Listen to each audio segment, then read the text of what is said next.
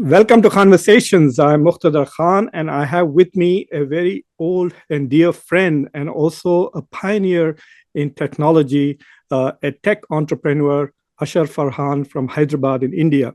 Ashhar Farhan, as I was preparing to introduce Farhan to you, I had this strong urge to go and buy a convertible because I realized that I had achieved nothing in my life compared to all the stuff that Farhan Oh, did. And so I thought the only thing I can do is maybe make myself feel good by at least going and buying a convertible. Then I realized I didn't have the money to buy a convertible either. So let me give you a brief introduction to who Farhan is. And today we are going to talk about artificial intelligence. We're going to talk about what the impact of artificial intelligence is going to be on the job market in India. As you know, that TCS has just fired 12,000 people in India, and there's a kind of a panic growing among the IT industry in India about the insecurity of jobs going forward.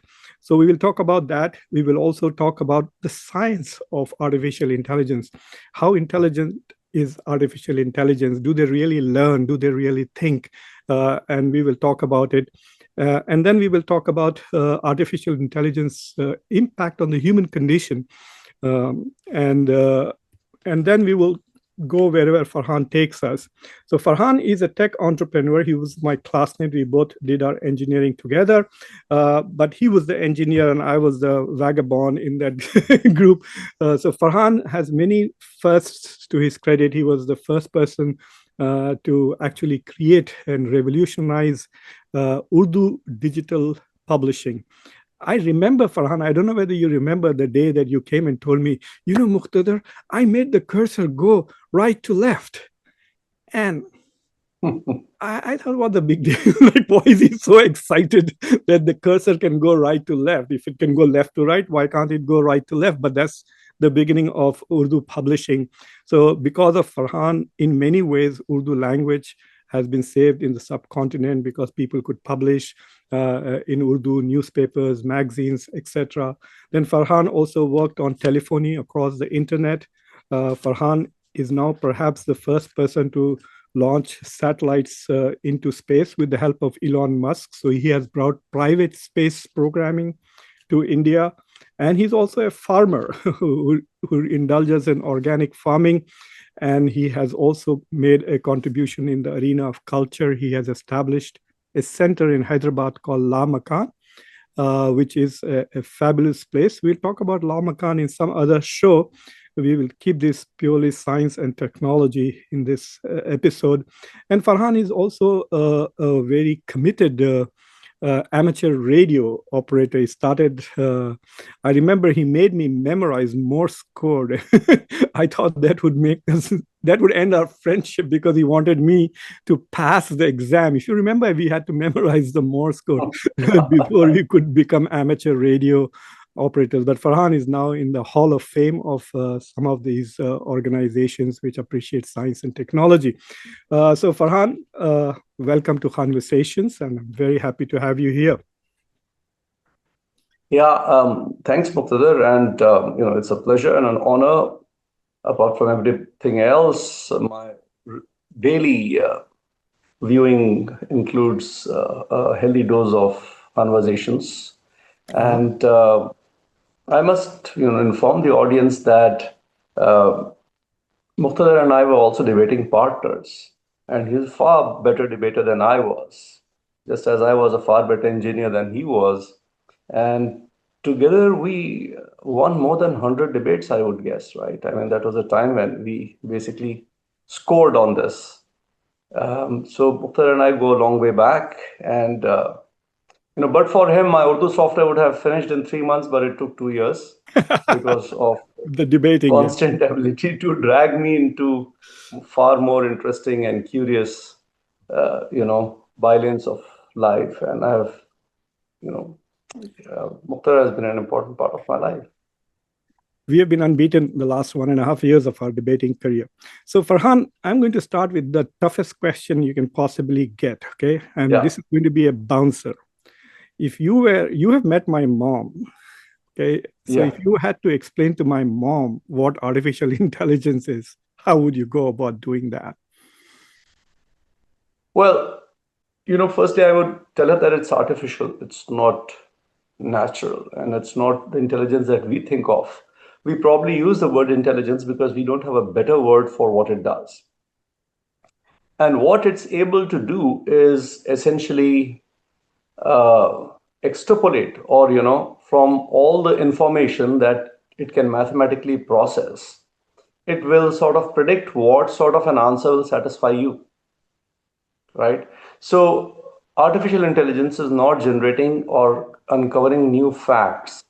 It's able to summarize what already exists within its, for lack of a better word, a database.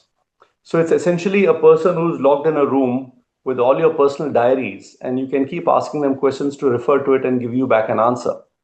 So I don't think that artificial intelligence should be thought of intelligence that way, but it's incredible about the number of things that it can do to help people, right?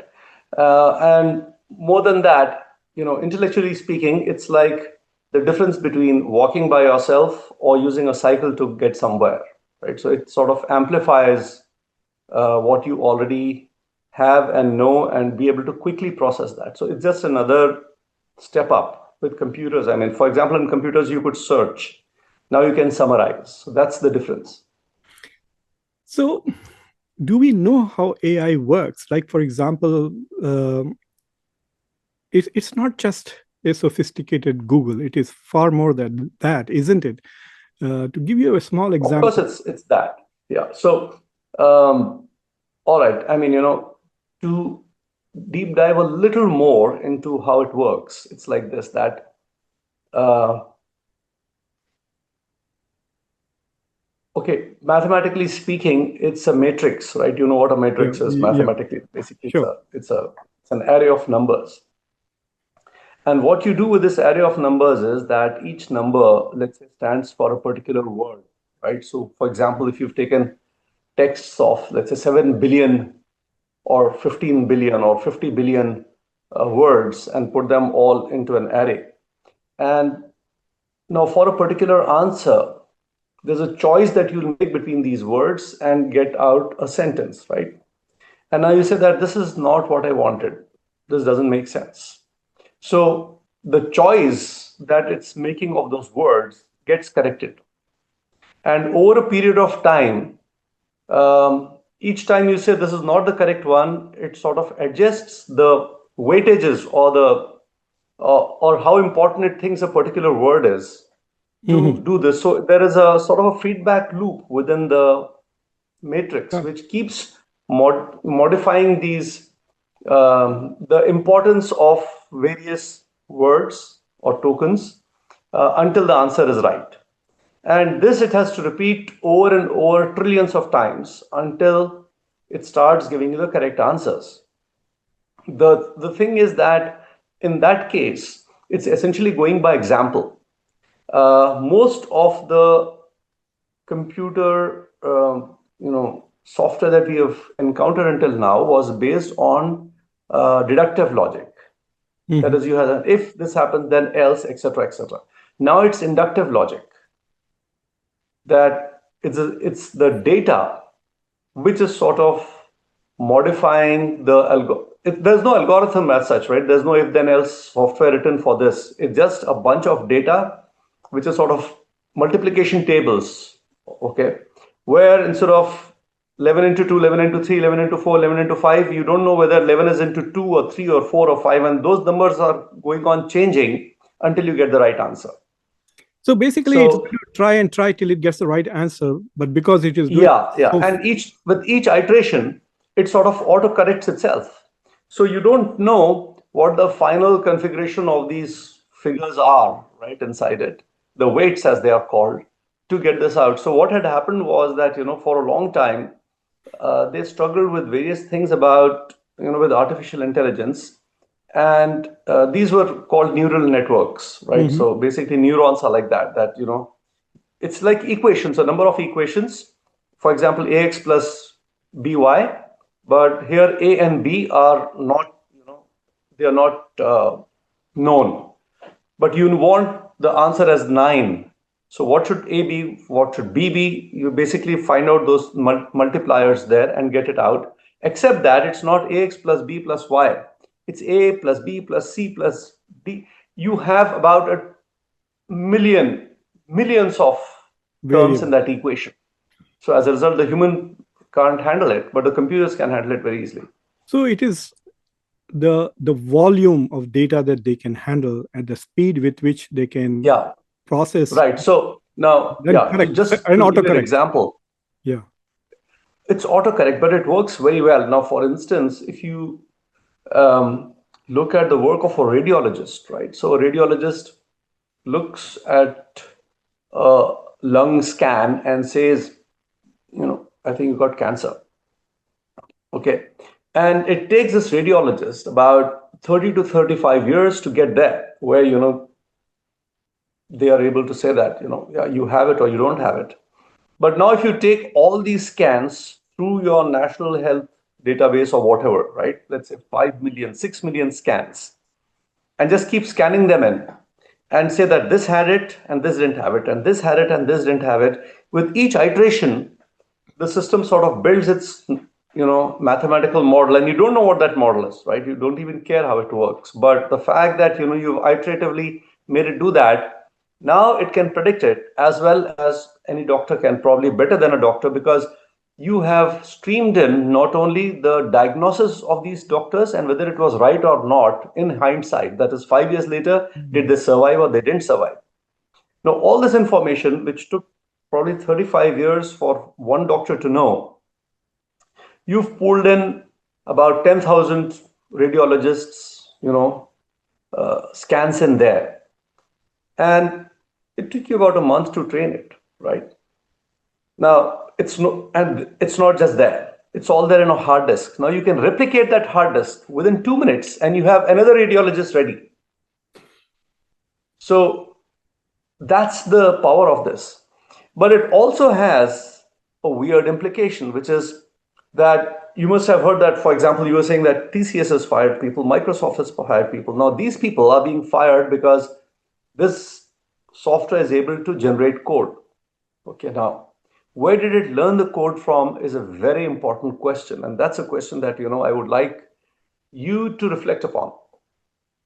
Now, there is a website called GitHub, GITHUB.com, right? So GitHub is the watering hole for all open source people, and they put their own software there for collaborating with each other to expose how the software works, etc. So the source code of millions and millions of lines, probably billions of lines of code, very well peer-reviewed, debugged code is on GitHub. And many of these tools, including GitHub's own Copilot, has been fed with all these lines of source code, which was intended to be in open source. And by open source, what you mean is that if you use my code, which I'm giving to you for free, and develop a derived work based on that, you have to give it back for free. yeah. Right? Mm-hmm. But are they giving it back freely? They are not. So this code is being used to train, and there's an issue with copyright here because copyright says particular phrases and lines of code, but here that's gone. You've sort of trained it on that, but still it's a derived work. It's a work which is derived and based on people's contribution to the community at large, and that is being monetized. For example, if let's say TCS takes that in, TCS is going to generate proprietary code which they're going to sell to somebody else, and you don't have access to that code either. So that's actually where we are with this.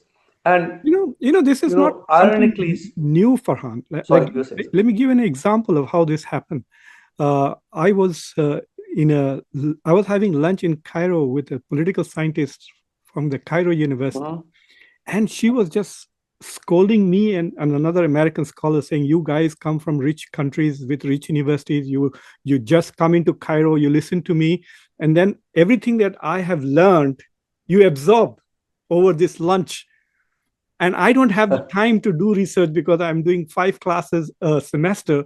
But because you teach only one or two, you go back and you write and you become a scholar. But what you have basically done is you have learned from me. Isn't that what these AI people are Yeah, doing? except that in academic world, it's a given that you will acknowledge your sources, right? Yeah, this is not. You will acknowledge that this is based on somebody's work, and it's a big no-no to not do that. I mean, Yeah, people have lost their careers for not acknowledging prior work on which their work is based, and prior art has its spot. But that concept is now fuzzy because what you're generating is a mishmash of a number of other sources. It's like the Bollywood songs which are rip-offs of uh, rhythm and blues or whatever, right?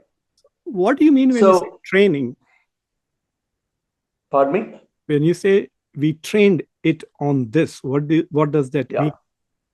So, it's like this.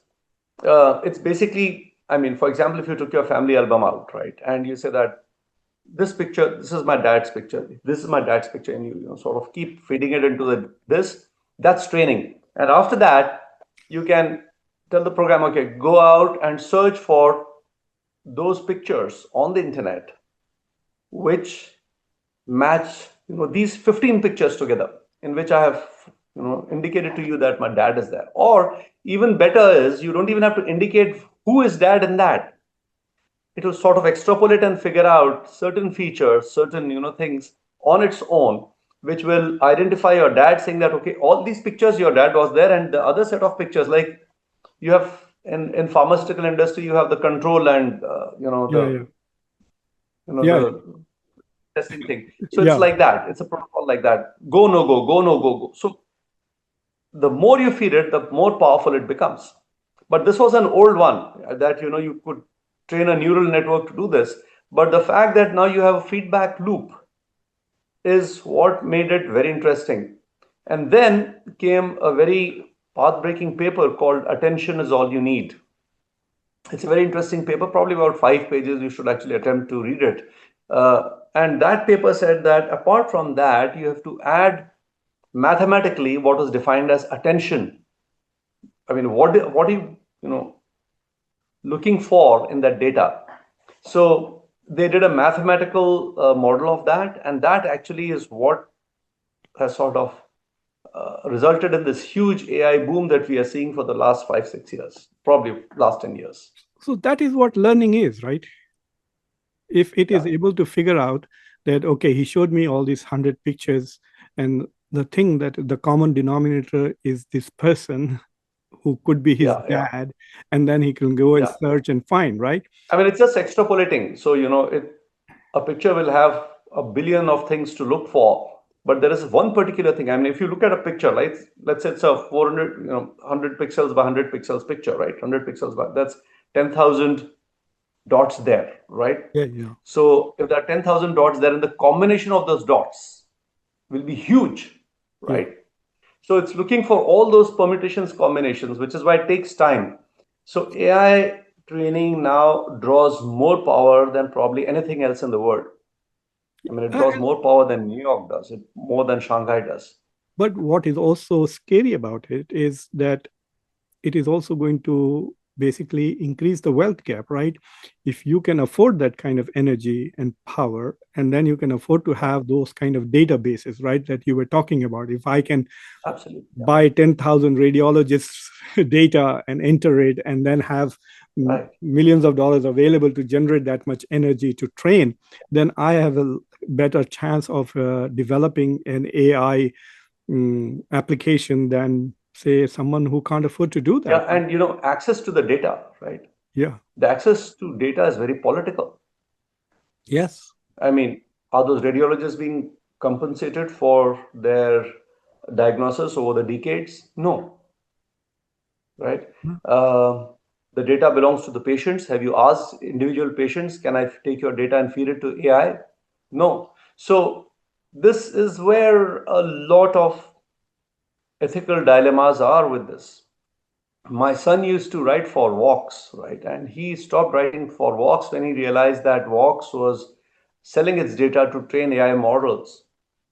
So that's actually, I mean, for authors, it's a big problem. I recently saw this podcast by a musician I follow called Rick Beato, and there, and it's really amazing, Muqtadar. For example, first he goes and asks AI to suggest name of a rock star who is somewhere in mid Texas, right, with a particular genre of music, and he actually gives out a name with a picture. Next, this is happening in real time on the podcast, right? Then he takes this and says, okay, what kind of lyrics would he write for this rock star would write, which is a ballad about a student who is, stuck studying something or the other, right? But who wants to hit the road and become a poet, and it puts out these lyrics. Then he goes to Suno and Suno, an app called Suno, where he puts in these lyrics and says, "I want this song to be composed in a soft ballad of a certain form." So within 15 minutes, you have generated this entire, and it's pretty decent. That's Yeah. the worst part. But Rick's point was that this has been trained on musicians like Clapton, Beatles, everybody, right? And it's their derived work. So it's not really, anything Yeah. new. It's not And it'll creating keep it. being just that. There wouldn't ever be anything new happening there. So basically, AI is a very sophisticated, very advanced, very fast cheater. Yeah, it's an autocorrect system actually. So I mean, you know how an autocorrect works, right? For Yeah. example, when you're typing something, especially on a program like Google Mail or something, when you type something, it'll tell you that, oh, you Yeah. for example, it will tell you, if you've written an email where you say, please find attached the new proposal for whatever, right?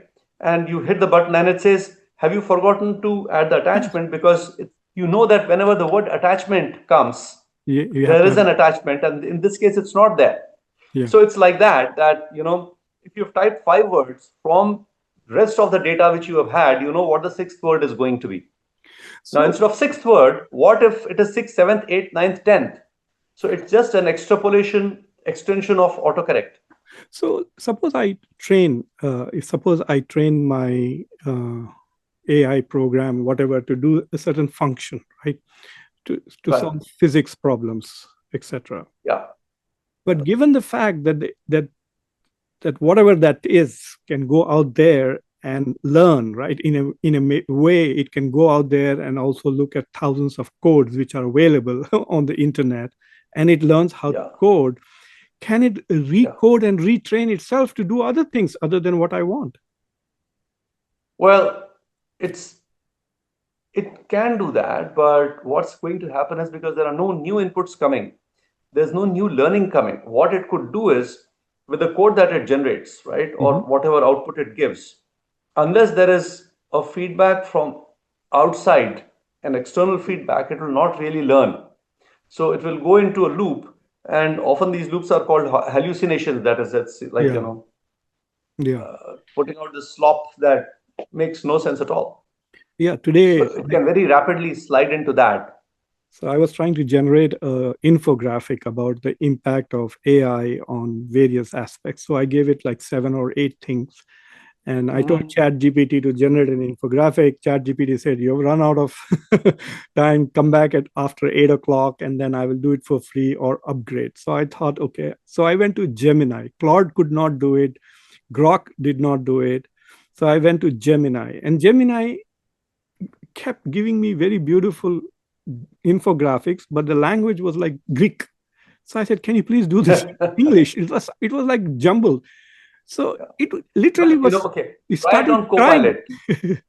No, it Try it started on Copilot. crying. Why? It says, "I Copilot is can." a Microsoft product, Yeah, I will and they have try. learned from MS Office, so they'll know exactly what you're trying to write. Yeah. So it started literally crying, saying, "I can only do text. Please don't make me do graphics." And Yeah. then and with ChatGPT, it's very different. Like I asked ChatGPT to basically give me the exports and imports in bar charts comparing India, China, and the US. Mhm. But I gave it first 2 quarters of 2024 and first 2 quarters of 2025. And Okay. I said, make sure that the data is only from IMF. And you know what it did? It not only gave me what I wanted, but it also said, perhaps you would also want a bar graph of the trade deficits. Oh, wow. So I had not asked it. That was going to be my next graph because actually I was going to show what the trade Yeah. deficit is. But It's predictive in that apparently, nature. in 1 week, ChatGPT now knows what I need. All right, Farhan, let's look at this data that is. So one of the reasons that I wanted to do this show was because there's a lot of talk about Viksit Bharat 2047. India wants to become a developed country. India's ultimate selling proposition, USP, is its IT people. India has CEOs of all major companies in IT. And so there's a lot of talk about India's IT excellence, etc. And now suddenly what has happened is that people are getting fired left, right, and center. Microsoft fired Yeah. 9,000 people last week. TCS fired 12,000 people this week. Microsoft shut down the office in Pakistan because basically they are not providing Right. any value addition to Microsoft, right? But I also learned something very scary. I was looking at this data about recruitment in India. So Mhm. from 2021, they were recruiting like 60,000, 50,000 fresh engineers. And this year it's dropped to 5,000, like a 90% drop Wow. straight up. So the question is AI simply going to kill the IT industry, especially in India? Like India will have no USP if suddenly people like, AI and Chat GPT 5.0 or 8.0 is going to take over the Yeah. Yeah. coding. So what do you think is? Well, it's a real danger. It's a real danger, and its repercussions can be horrendous, especially for Hyderabad, right? Yeah. Where the IT industry is, to use a jungle term, the apex predator, so to say, right? I mean, Hmm. Hmm. they feed off somebody else, and somebody else feeds off somebody else, etc. When you until you come down to the lowest bottom of the pyramid, so they're on the top of the pyramid. Um, Now, okay, just for audience sake, I have been in the business of writing software since late 80s, right? Hmm. And what I wanted to, I've seen this evolution of the city and the IT industry itself for a long time. And what I've seen is that IT industry has led to a U-shaped curve in Hyderabad's prosperity. Right now, there are people who are extremely well-to-do, and they belong to the IT sector, and they have somehow managed to hang on and, in fact, climb onto the IT bandwagon. And there is this other uh, bunch of folks who somehow feed off it. They are Uber drivers, they deliver food, etc., etc., or they are in some sort of economy which is insulated from IT industry, right? I mean, they're shopkeepers, they do other jobs here and there, etc. Even real estate and And offices. yeah, and I mean, I was at Vamsi's book launch, Vamsi Vaklabhanan, the economist, also your friend, and he was saying that most of the economists want it to be a sort of a mound, right, a bell curve where more and more people are in the middle. But Mhm. both India and China have a curve like this, with people are being pushed out, so it's a U curve. And now, what's happening is, if you look at the sort of output which has come from the Indian IT industry, it's not glamorous at all, right? I mean, on your phone, if you open it up and say, okay, India's IT industry is whatever, some percentage of the global output, let's look at some apps which are generated by India. Not one. Yeah. Not one Indian app has made it to the global stage. There's just one company, and you should examine this company as a sociologist, called Zoho. It's run out of a village in Tamil Nadu. Okay, it's a replacement for Microsoft 365 or whatever, right? Microsoft web-based Office. Mhm. And this guy who's founded it, he's a billionaire many times over, one of the silent billionaires of India. He doesn't, talk to the rest of the IT industry at all. He doesn't attend seminars or conferences or trade shows. he just heads down, building this real huge empire out of this village, and every villager works for him. So it's like Microsoft Office. Then he says, if you have a payroll system, build this payroll system. Two of you go out and build this. So he's been adding a huge amount of enterprise level softwares to that. So that's actually the only huge story that I can think of. But where is the WhatsApp? Where are any of the social apps? Leave alone No. social apps. There's not even a good weather app, which has come out of India. And although a lot of people work on these apps as the India development centers for the big companies now, right? For example, Google News was developed here, they say. Microsoft's, a lot of products have been developed here. However, the concept of this thing called transfer pricing, right? Those profits don't come to India. They don't. Yeah. They don't pay taxes for it in India. So they've only used this as a labor arbitrage model. And what has also happened is, I mean, you and I come from the same social strata, so we know well about this, that huge push from family and others to quickly earn rather than risk yourself with a startup, etc. And most of these startups that you see in India, and there are so many of them, and this entire thing of startups is a huge story. But what have been the results of this startup? The only startups which succeeded are the startups which were in India, which basically succeeded with a huge injection of money. For example, if you look at Ola as a taxi hailing cab, probably thousands of crores have gone into it as investment. And how do you, as a startup, raise that investment? So you need your social network in place, you need the privilege in place, you need all that stuff in place. Which is why if you look at the successes in India of these services, which are IT-driven services, you'll always see that these are people who had social networks with access to venture capital firms, etc., who made it a success by just pumping money into them. You don't have a WhatsApp. WhatsApp was created by probably Yeah. a team of 20 people. Twitter was created by a team of 5 or 6 people. Wikipedia was created by 3 people.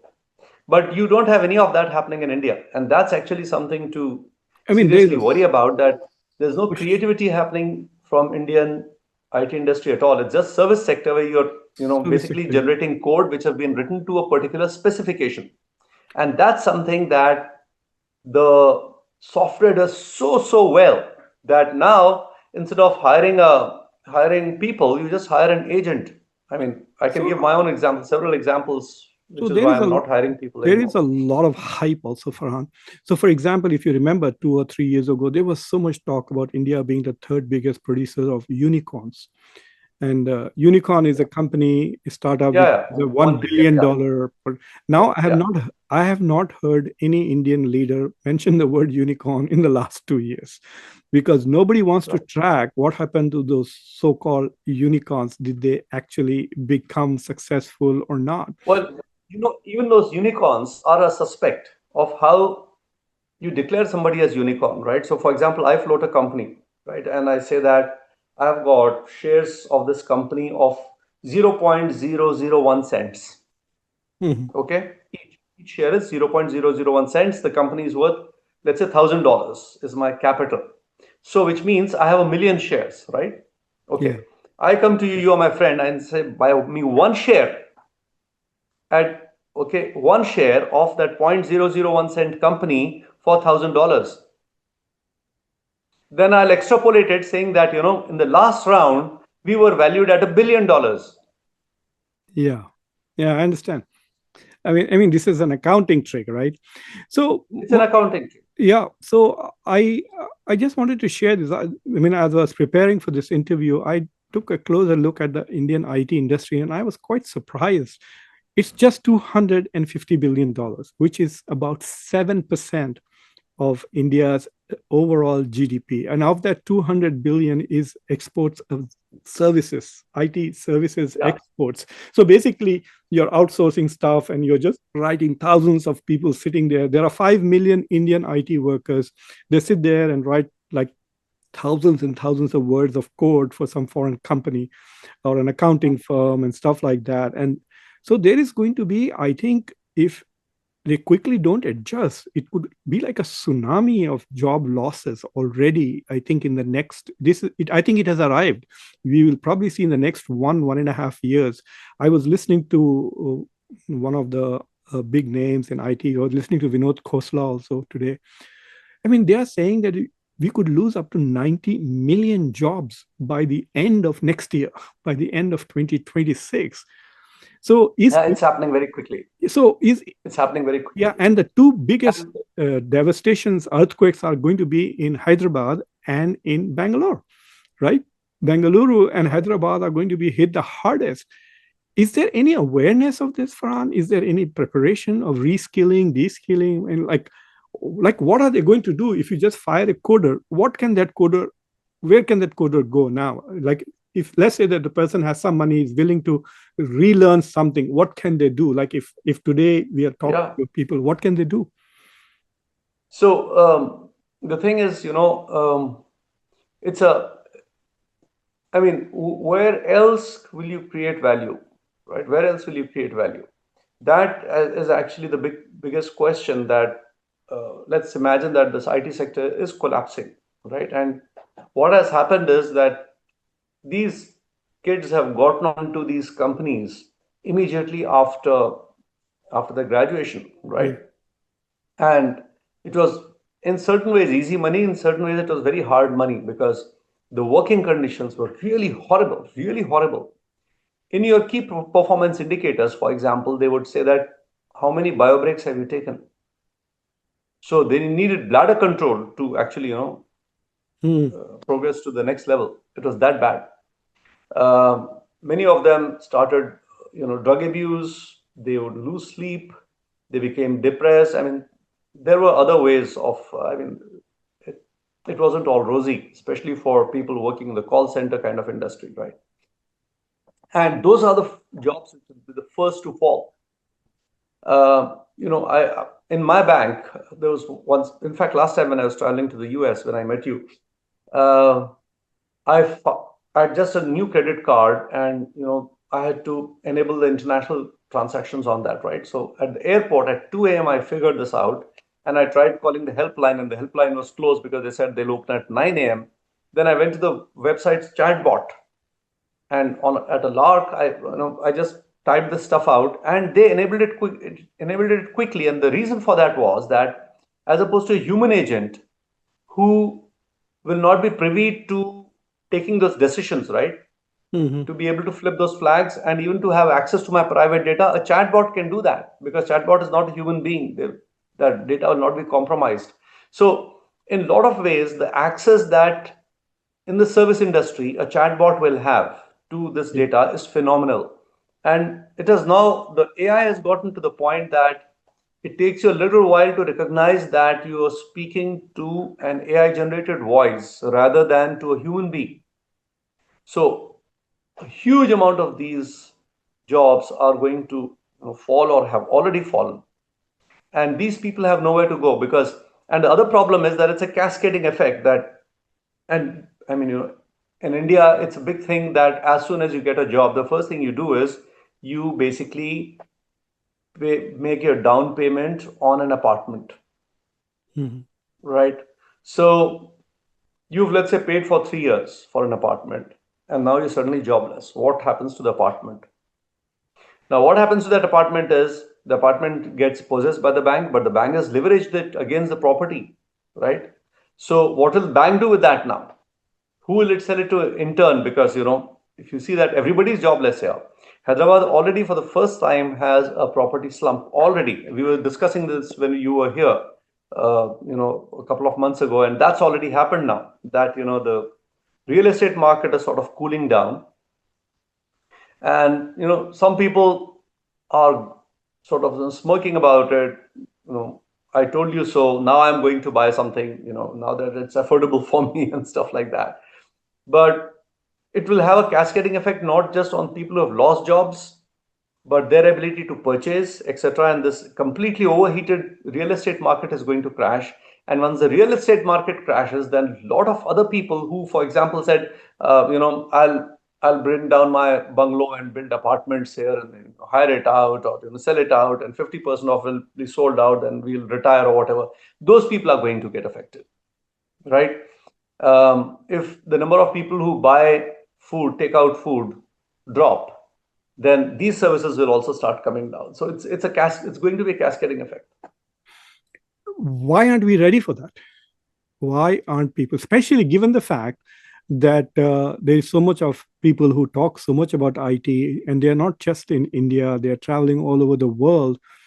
Why didn't they see this coming? Why didn't they see this coming? Like, Well, I think they've seen it coming, but the emperor's new clothes. Uh, who would call yeah. it out? The bureaucrats can't call it out. I mean, if you're the secretary of IT industry, you'll only be gung ho about it, right? You're paid to deliver good news. So I want to And turn. the IT industry people themselves, right? The CEOs, the Narayan Murthis of this world, will never admit to this Yeah, because their share price is going to collapse. yeah, that is true. They're going to be in trouble.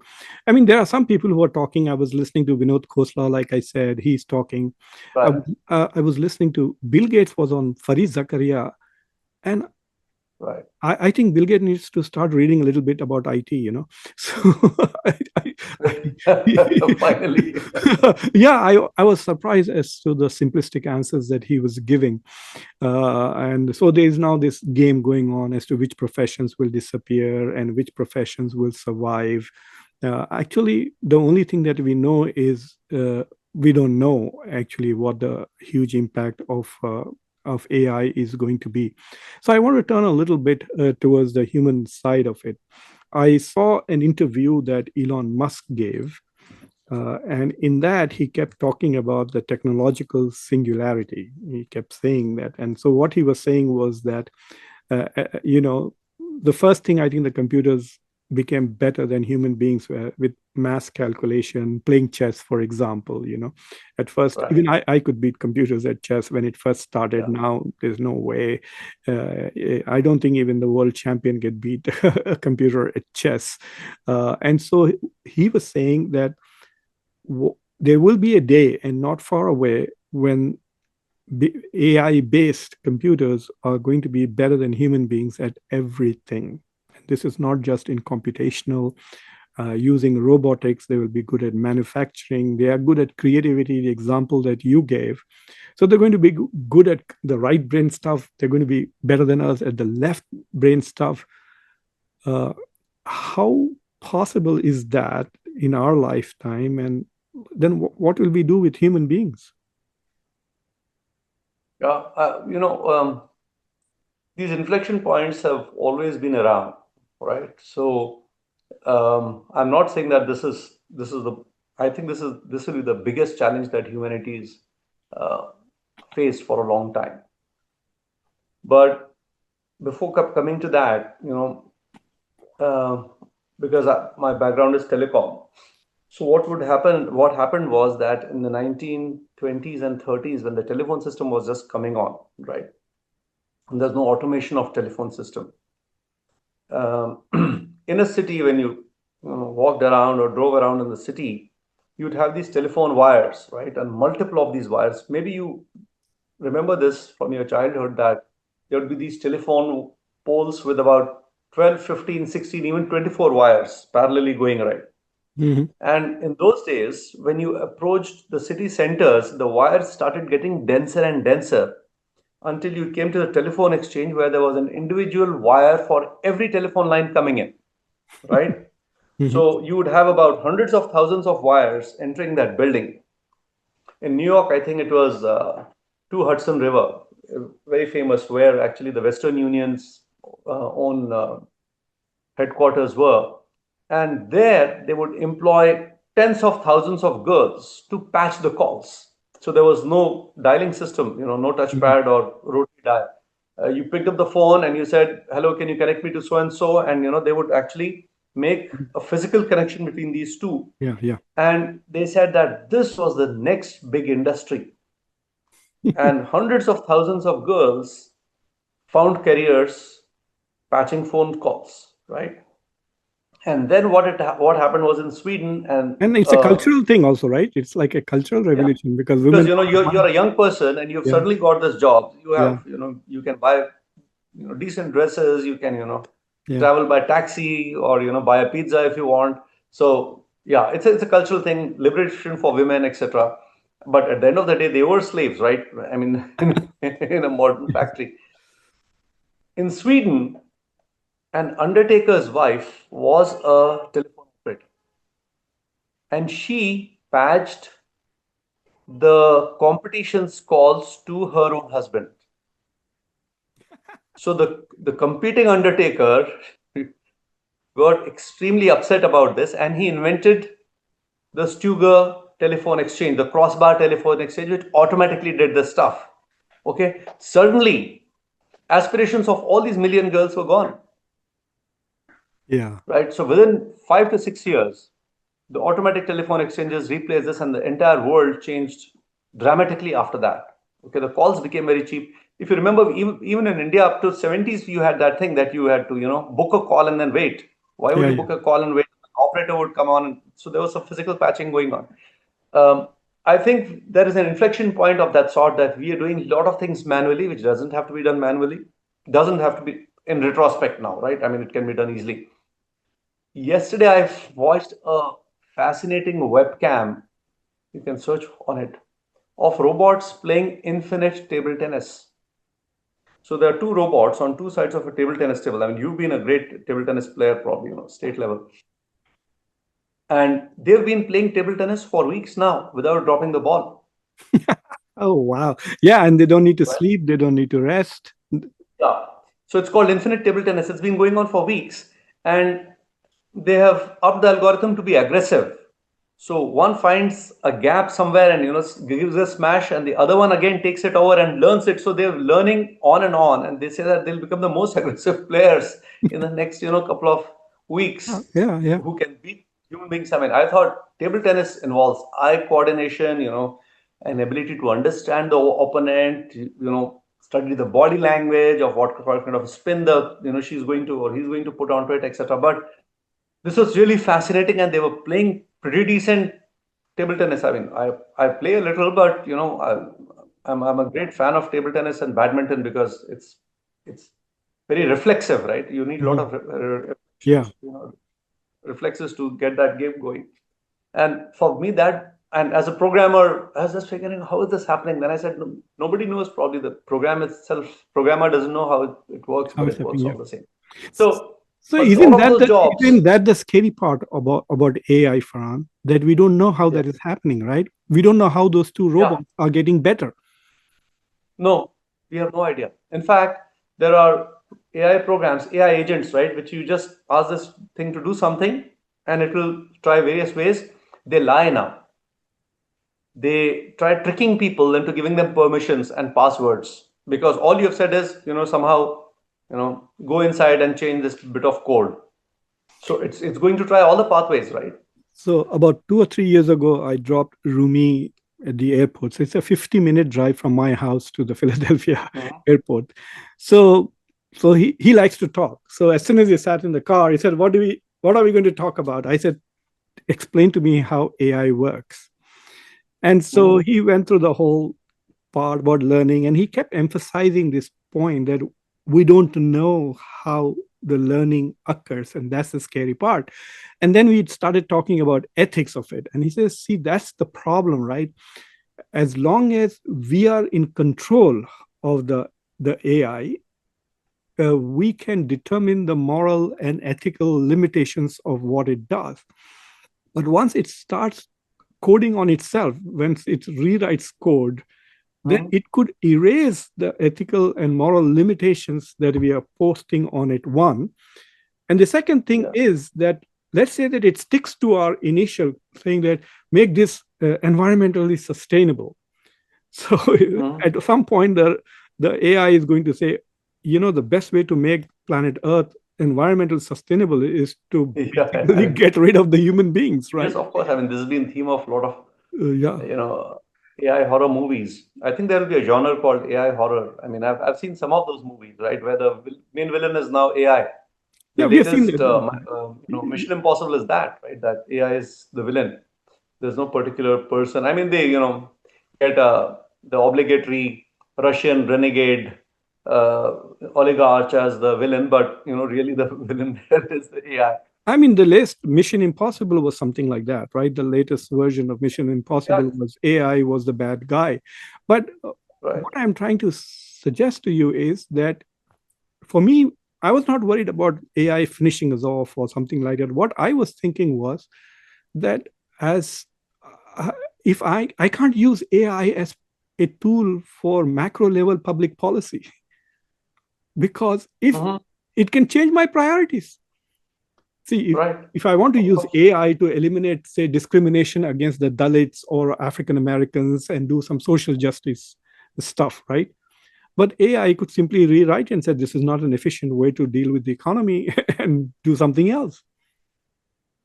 Oh, absolutely. So that's why it's important to know what data you're training it on, right? And for example, Grok Yeah, versus, let's say, OpenAI, and uh, that's what uh, Elon Musk. Elon was trying to do, which is to say that there is bias, and all AI engines have bias, by the way, and the bias is deliberate and also an important part because, as you're saying, for example, if you and I were creating it, we would create um, uh, an AI system which has uh, particular attention given to social issues and to social justice and to parity and equality, etc., etc. But what if you took them away and said profit is the motive, right?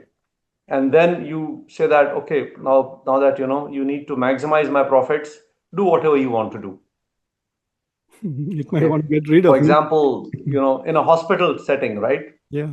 If a hospital's idea is to conserve money, they might let patients die because it doesn't make economic sense to sustain some patient or give them a long-term treatment. So what do you do? So there is an ethical dilemma when it comes to decisions which are going to be made by AI, of course. Um, and I think it's already happening because if you see a lot of the presentations, for example, I know of my local government presentations, I know that a lot of them are actually AI generated because that's not the language of the bureaucrats Yeah. or the politicians, right? It's already very polished, it's very American. I mean, Yeah. there's certain amount of noise, I would say, around AI generated things right now, which sort of tell you that this is not this person's writing, or there is something too perfect about it. And so if the data is being churned out by these AI engines, and we are just depending on that data, how do we know that this data is not biased? I mean, governments are known to do even worse things like planting bombs into walkie-talkies. So it would be a simpler thing for them to, bias the data to suggest, you know, Mhm. alternative courses of actions and policy matters. How are we going to contain that? Like, what are we supposed to do? Are we like I'm worried about these things, about the unethical consequences of technology. As a philosopher, I can think about it, but as an engineer, what would you do? Well, as an engineer, there are there is output of from an AI which is verifiable and there is output which is not. Right? For example, if AI says that I have lung cancer, a biopsy will confirm it or not. I can Yeah. move forward, right? If it's written a software code, I use AI now fairly frequently to at least suggest code snippets, right? Not full code. And I'll tell you the reason why I'm doing that. I'm writing code for very secure communications, right? And I'm still using AI, but I'm very careful that I never ask for any code which is more than about 50 lines long so that I can actually physically review each line to see what the implications of that might be. But the verifiable outputs from this are easy. For example, if you say, go and search for my dad's pictures on the internet, and no, this is not my dad's picture, right? That one is. Uh, but for stuff that you cannot verify or audit, outside that, we have to be very careful with what AI suggests or says or does. I think we need to know the difference between the two. Hmm. And even the AI engines have to put this out. That's one. Second thing is, it's not a question of what AI suggests to you, but your prompts and what is it doing with those prompts? Who is it informing about those prompts, right? For example, if I say that there's rocket candy, which is basically a fuel made with sugar at home and salt for model rockets, right? Now, if I say that I would like to increase its explosiveness 10x, Yeah. right? And it will say, okay, you can put potassium percolate in it. It's available as a fertilizer, and go to a fertilizer shop and say that you want to better your grass, get potassium percolate and mix in it, and you have it. So no, it's going to will it or will it not inform somebody that this is being asked. So those are actually difficult questions, or there are even worse security implications. For example, if I ask them that what are the frequencies which I can use to control a drone, radio frequencies that are not available with the current generation of jammers, drone jammers, it's going to give you those answers. Right away. Right away. Yeah, right way. Hmm. Yeah. So, So yeah, sorry, so Mohammed. those are the risks, right? So, I mean, Yeah. see, right now we are still smarter than AI, I think. So we are able to think of these things, right? I mean, it's like saying, am I smarter than a calculator? In certain ways, yes. In certain ways, no. Because a calculator can do more calculations than it can. So can an AI engine. And frankly speaking, the code that the Copilot, for example, generates is far better than the code that I write. Given those strict limitations, it will not write an app that I wanted to write. But still, if I say that on an SD card, write a code which will minimize the number of writes so that the SD card's life is long. Write it for me, and then it will write it for you because it's learned it from the masters. I want to go and take a little bit of a look at the geopolitics, Yeah, Farhan. Uh, this morning, I got a shock when I actually looked at the IT industry. There are two aspects of the IT industry. One is the software side and applications, and the other is the hardware side of it, right? And I realized that China is over $1 trillion when it comes to hardware. India is right. around 15-20 billion dollars when it comes to hardware in IT related, and China is $800 billion when it comes to software services, which is nearly two and a half times India's. The US is 500 billion, which is less than China on the software side, but they are on the cutting edge, like Nvidia designing stuff, but they are nowhere in manufacturing. So this edge that China already has in IT over US and India, I mean, AI might just exponentially increase that gap, isn't it? Within the next 4 to 5 years, we might just find ourselves at the mercy of China. Do you think that possibility exists? Or, Yeah, I mean, the threat is very real, and there are no fixes. I repeat my words. There are no fixes to this, and the reason for that is that it's already too late. Now, the prowess of China um, in the field of IT is only tip of the iceberg. Okay, yeah, and very few people acknowledge this. It actually comes from the investment that China has made into education over the last couple of decades yeah, in pure sciences. Okay, if you look at the number of papers which are coming out from China on mathematics, leave alone everything else, maths is huge, and the number of people who understand maths at that level is huge. Okay, for example, DeepSeek, right? DeepSeek, yeah, DeepSeek was basically written by six people. Six people. yeah. And they were not even All IT right. people, they were brokers, They were stockbrokers. not, but they were mathematicians. Yeah, they Okay, were that's math. the point. Yeah, You have to understand the maths behind this. You have to understand.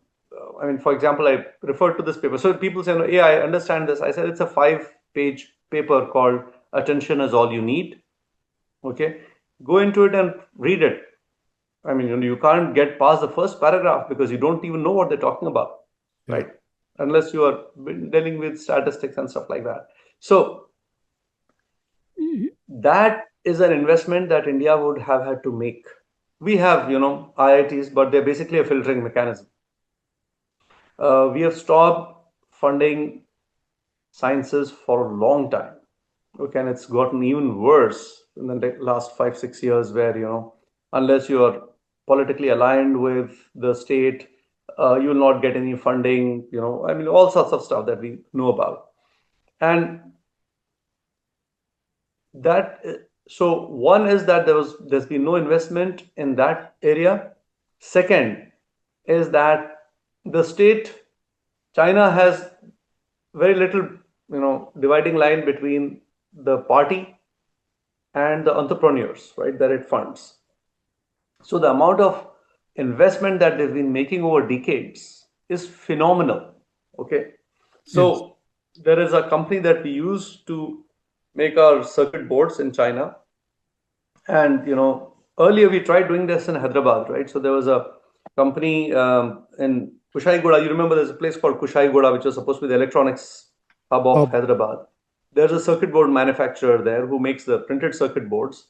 And then there is another company which basically populates it with the components on it automatically, right? There's a pick and place machine which places it on that, and they come back to us. Now, this guy that I give our circuit boards to be made usually takes about 2 to 3 weeks to turn around these circuit boards and pass it on to our pick and place manufacturer, who takes another 3, 4 weeks to schedule it and give it back. So the entire cycle is six weeks. In China, there's a company called JLC PCB. Okay. And in their own warehouse, they have firstly about 300,000 components available. I mean, they are in bins, like, you have got books here, they're available in bins, which can robotically be picked up. And as soon as you swipe your card and, put your order in, these components start flowing in. And within 72 hours, it is already shipped, never touched by a human hand. JLC PCB is considered a smaller player. And the fact that, they have within 20 kilometers, people who are manufacturing resistors, capacitors, inductors, ICs are there, in stock. Their output is measured in square kilometers per day. Square kilometers of circuit boards, right? Not numbers, but square kilometers. Now, how do you replicate that in India? Right. I'm a director in this government, attempt called T Works, which is trying to do prototyping of hardware, but it's impossible because to get a resistor, a simple resistor, right, which were earlier being manufactured in India, now nobody's manufacturing them. You have to basically import them from China. So everything has to be imported from China. I mean, for example, our iPhone capability, it's just basically screw tightening technology, because those circuit boards, the components, they all have to come from other parts of the world, and the supply chains are not in place. So it will be very difficult for India to compete in that. What's happening in India, though, is circuit design, is chip design, because now chip design is entirely software based. As long as you have that expensive software and high power computers, you can sit and do the chip design. But a lot of that chip design will also be AI generated now, because that's also very predictable. It's easy to learn that, etc., etc. So, however, we actually lack even those capabilities. Okay, Tim Cook, the CEO of Apple, was once asked, why do you manufacture it in China? So there's something called as a tooling engineer, right? Yeah, I saw that video. But Yeah, you saw the video, right? yeah, I saw that. Yeah, go ahead. In India, the situation is even worse, because mechanical engineering, which, when you and I were graduating, was supposed to be the pinnacle of it, right? Not electronics. People actually, the best rankers went to mechanical. Now, nobody wants to do mechanical engineering. And mechanical engineering, if you do not know, you can't make robots, you can't make electric motors. For example, a drone, right? Software is a very small part of the drone. Yeah, How do you make those efficient motors? I mean, why do we have drones now, and why didn't we have them 20 years ago? Because the motors are actually more efficient. I mean, Iran couldn't make the bomb And because they can't make chemical centrifuges. engineers. Yeah, they can't make those Yeah, centrifuges. Let me just, for the yeah, audience, say what Tim Cook said. Tim Cook was saying that he was giving a talk here in the US, and he said that there is something called tooling experts who have yeah. skill to tool. And he says that in America, I might find enough expert toolists who can fill this room. But in China, I will find enough who will fill stadiums, he said. And Right, I use that as an example, and it was very difficult for me to explain as to how there's a certain skill. I became an engineer. I don't know how to solder. For my wife does all the right. soldering that we need to do at home. So that is a skill, right? That is the basic fundamental skills. And you go on and on and on. And so without tooling, you cannot develop a manufacturing. So anyway, Farhan, any last suggestions? What are your fears and your hopes about AI? Because it can be transformative. It can improve the human condition. It can perform surgeries.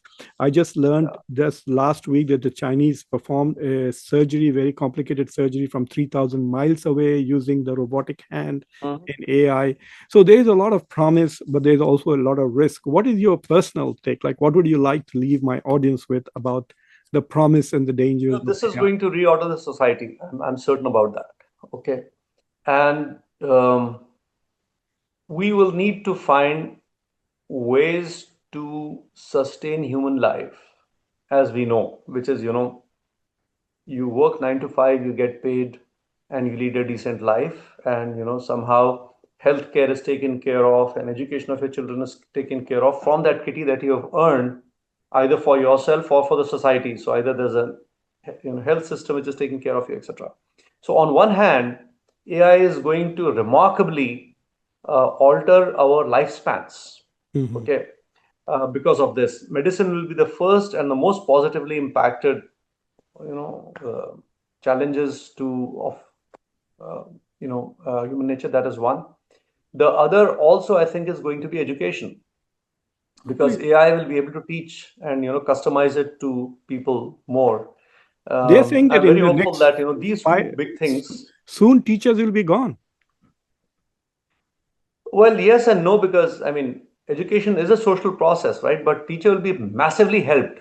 For example, if a student comes and says, "I don't know how this problem is," then you can say, okay, sit on this AI agent, and the AI agent will take care of this, etc. But to interest somebody in, let's say, maths, how do you do that? That's still a teacher's job, right? I mean, to connect it to the social good, to feel good about it. I mean, education, I mean, this far, far better than any of my friends know, that education is also about relationships and inspiring your students. Yeah. That's not going to go away, right? That's still going to be there.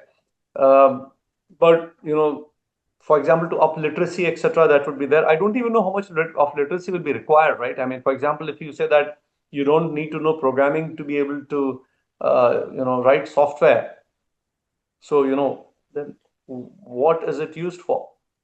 So that's on one hand. On the other hand, the job loss and the loss of the idea that if you work you get paid, and if you get paid you survive, that that logic is going to break down. And what do you replace that logic with, right? I mean, I know Yeah. that human beings are extremely resilient, and we survived the industrial age and stuff like that, but that is going to be a big challenge. That I mean, in the West they say, what are we going to do with our free times? But in India and all the other countries in the global south, the question is, where do you get your money from, right? So Because there is no welfare state. so you said something which has sort of triggered another question in my mind. One is that you don't need to know programming for, so there's going to be a massive de-skilling and unlearning by humanity, isn't it? Absolutely, Uh, so absolutely, what will happen to absolutely. knowledge? Will we have knowledge at all? I mean, like once. Okay, yeah, exactly. So I divide knowledge into two things. One is functional knowledge, right? For example, earlier, I'm trying to recall. I knew your phone number, right? When you were in Hyderabad, I knew your Yeah. phone number. You knew mine. Yeah. Now that's in your contacts list. So more and more of your knowledge is outside you, Hmm. right? Uh, I had this idea. I lost my dad, a couple of years ago, actually 2 years ago, that I have a lot of his voice recordings. Okay. And I have a lot of the stuff that, I mean, you see, I'm sitting in his library. There are piles and piles of stuff that he has written. So if both of them can be combined, right, in an AI engine, he can still talk to me, at least at an intellectual level, Or he can have his own right? YouTube channel. Absolutely, right? I mean, he Yeah. can have his own YouTube channel, or he can be doing podcasts. He can be talking to you, right? Right now, I could have So, been doing an interview with him. Yeah. yeah. So, and this is in the realm of possibility because the amount of recordings we do of our own selves, right, digitally, Yeah. it's quite possible to extrapolate that to say, what would this person have said in such and such circumstance? I mean, Imran Khan's So, campaign was like that, wasn't it? From the J. yeah, absolutely. Yeah, he Yeah, used yeah, AI to generate his own speeches, right? Yeah. yeah, yeah, yeah.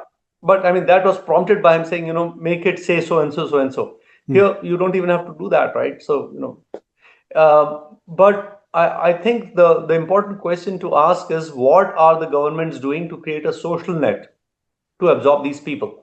Okay, to absorb the urban loss. And in India particularly, we gloat over the high cost of living in a city. So, for example, people are worried that the cost of housing in Hyderabad is coming down. You say, oh, there's a crash. They call it a crash.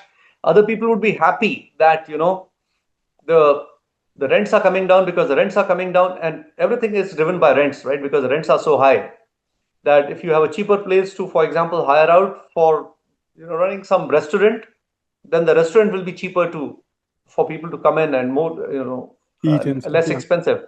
But that's all the other way around, and people have made investments in it. Once they lose their money, especially if the politicians lose their money, they're going to be extremely angry, right?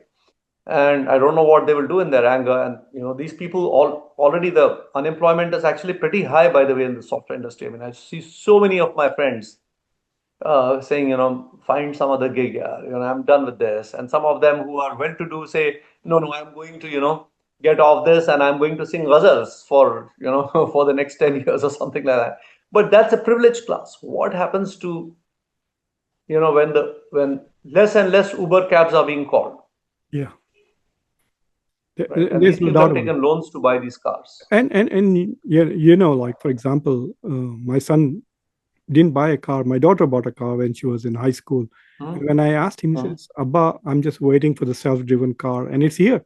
So next Yeah, year yeah. he'll probably get one of those Teslas. He says, why should I drive in traffic for hours when I can right now Uber it, but tomorrow I'll just sit in the back seat and work on my computer while the car takes me wherever you want. We're going to probably have I have an interesting observation there, just for the car example. So now what happens is, let's say you have the first AI-driven car in your town. Okay. So yeah, what happens is it has learned how the humans drive around yeah, your place and follow those rules. For example, whether it's a left side of the road, right side of the road, who has a right of the way, etc. And this is all learned by example, right? By mhm, extrapolating the information. Good, fair enough. Then it becomes 5 cars and 10 cars and 20 cars. At some point in time, the majority of the cars on the roads are all AI driven and they are following the same set of rules. Okay. But your son, who has held back, is manually driving it. And these cars now have less prediction of what your son is going to do as opposed to themselves because they're also communicating with each other, right? yeah, At that point in time, they'll say that on the main highways, you can't have manually driven cars yeah. I mean, because they'll it's have to. unpredictable. It'll be Pardon me? yeah, it'll have to be. They'll Yeah, have to and make a now law. the rules of driving will change because earlier to take a turn, you have to give an indicator, right? Now they will beam to each other saying that I'm turning, and the rest will sort of, rearrange themselves. There'll be no slowing down. They will take full speed turns because you know that there's nobody else at the other end, right? Yes. So the entire configuration of how things work, I'm just taking cars as an example, will change because on both sides there are interfaces and APIs that they're working with. Yeah. um, as a result, if you're a human being caught in between this, you have no idea of what's happening. I want to end with an example. I teach smart cities in my undergraduate and my graduate. Hmm. So I was giving lecture on IoTs, Internet of Things, and I was talking about parking mechanisms in Singapore, Right. where the car will park itself, etc. And so that class was 6 to 9 p.m. So I went to the parking lot and I sat in my car.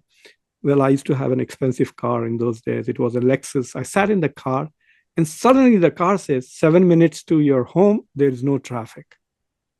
Out of the blue, Oh, I had already had this car for 2, 3 years and suddenly it decides it wants to talk to me.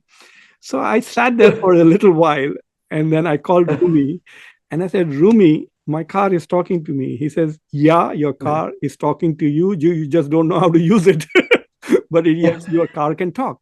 I said, no, I did nothing. It just told me today out of the blue that it's just 7 minutes to home and there's no traffic. How yeah, can that be? Why didn't it tell me in the morning, right? So right, there was silence from Rumi's side for a couple of minutes. Then he says, did you upgrade your iPhone? right. I said, Yes. yeah, I Yeah, then upgraded the you want to iOS. upgrade He with said, then he said, Abba, it's not the phone. car, it's your phone that is talking to you. And it is using Yeah, the speaker of the car because you have not triggered Siri. Otherwise, the right, phone would right. tell you. So what was interesting? So what you're talking about is this is the IoTs, right? When the cars will tell each Yeah, yeah, other and signal each other is the internet. yeah. Farhan, I mean, we have gone a little bit longer than I really wanted to. This is such a fascinating discussion, and unfortunately, we will continue talking about this periodically with a lot more pressure. As I'm expecting a landslide of job losses in the next year or two. So we will talk about the economic consequences, especially uh, uh, because you are living in a city which is perhaps one of the most exciting IT related cities in the global You know, there are two landslides that you have to, really look at. One is the one that we're facing now, which is a job loss. landslide where electrons are moving themselves, Yeah, right? Which is basically software driven. Once the IoT based AI comes in, they'll move atoms, physical things, right? For example, Amazon has these warehouses which are dark where nobody goes in. The entire, yeah. you know, handling is by robots. Once that comes to regular life, then there are the possibilities of change are immense and far more dramatic because you'll see those changes, all around you. I bought about 3, 4 days ago. I bought a microphone. I'm having problems with sound. I can't figure it out whether it is the mic or is it my laptop itself. So I bought a remote mic, and I Mhm. bought that at around 1 o'clock in the night or 2 o'clock. It was delivered at 8 a.m. in the morning. So by Amazon, right? For taxi, it was done and that's because we have a warehouse right here, and I think it's working 24/7 right now. It is because Yeah, most of it is of course. getting Yeah. well. Farhan, thank you very much for coming on to Conversations Thank you, and Muqtedar. Pleasure talking to us. always. And we will come. I'll come back to you again in a few months to do a reassessment, and I also want to Sure. look a Yeah. little bit more on the IoT side of it. And for those of you who are watching Conversations, if you have not already subscribed to the channel, please subscribe to the channel, like this video, press the bell icon, and don't forget to share this video with your socio-political network. And Farhan, once again, thank you very much.